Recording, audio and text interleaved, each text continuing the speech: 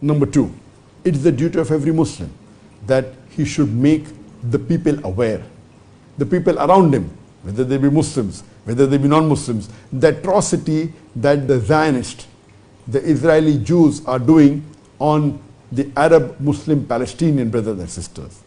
You can inform one-to-one to your friends, maybe to a gathering, maybe on the social media, whether you have a Facebook account, whether on the WhatsApp, whether on the YouTube, whether on the Instagram, whether on TikTok, whether on X. See to it that you make the people aware of the atrocities the Israelis are doing, the Zionists are doing on the Palestinian brothers and sisters, on the innocent children, on the innocent human being, on the innocent woman. And we can find that in the last 1 week, when there was a truce for approximately 7 days, it was 4 days extended to 5 days, then 6 days, then 7 days. And we find when the hostages were being released, you can see the difference when the Palestinian resistant forces, when they were releasing the hostages, you can find that the hostage is really respected.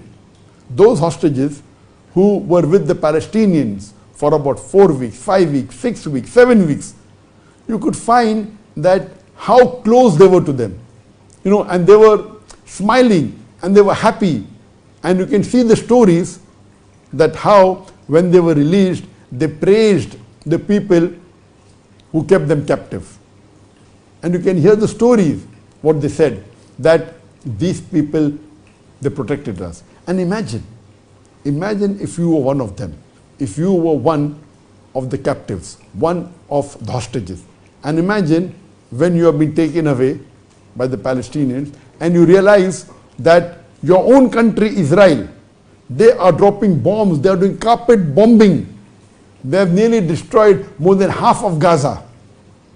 They have displaced hundreds of thousands of human beings, of the Palestinians in Gaza.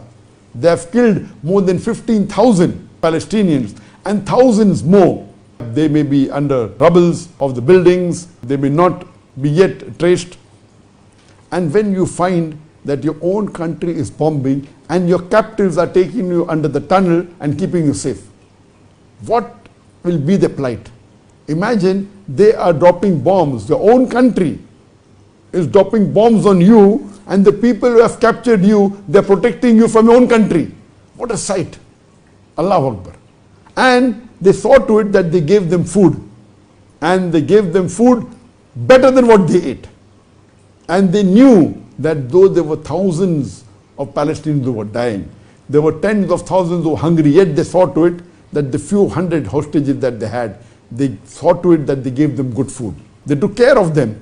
They had medical doctors attending them 24/7. They thought they took care of the needs of the women, and they saw to it that they felt safe. The treatment that they got for the last few weeks, 5 weeks, 6 weeks, 7 weeks, was phenomenal. It changed their life. Contrast with when the Israeli forces, when they are releasing the hostages which they kept for 5 years, 10 years, 15 years, without any charges, when they were released, they were talking about the atrocities that the Israelis did on them. The condition of the prisons were atrocious. They were not given food to eat. They were not even given one proper meal a day. They could not see the outside world. And they were not allowed to read books, not allowed to hear the news. You could see the contrast between the two hostages or the two types of prisoners. And when the resistance force of Palestine, when they were releasing the hostages, you could see the smile on the face of the hostages. They were shaking hands, they were saying goodbye, they were meeting each other as though they're going to miss them, as though they're saying that thank you for taking care of us. On the other side here, the atrocities they did, the injustice they did, and the news that the Palestinians who were captured by the Israeli forces and were kept without any reason for years together, they were threatened that we will rape you. The women were threatened that they'll be raped. They were threatened that the children will be killed, that they'll be burned alive. They were threatened that their parents will be killed. They were tortured. See the contrast. Gives an example of a true Muslim, that even though when they kept hostages, they saw to it that they protected them. They protected them more than their own family members. They're protecting them more than what they did to their own citizens. So this is a sample of Islam. And surely the world has seen this, because of which thousands of non-Muslims accepted Islam. So much so that the Israeli have put a ban on the hostages that were released by the Palestinian resistance forces. They told that the released hostages should not give any interview to any of the news channels. They were afraid. So you can see that this is Allah's plan. Why? If Allah wants, Allah can stop it.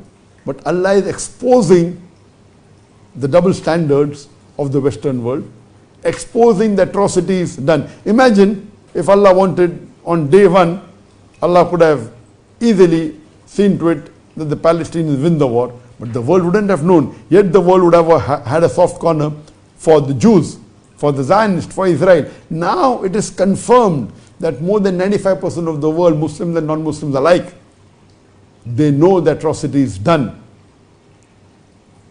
by the Israelis, by the Zionists.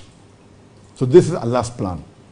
Number two, should make it known to the best of our ability, every Muslim, to make it common. They find it, they should spread it. Check up that the news is correct and spread it on their social media account, on their Facebook, on the WhatsApp, on the YouTube, on the Instagram, on the TikTok, on the Twitter, on the X, as far as possible.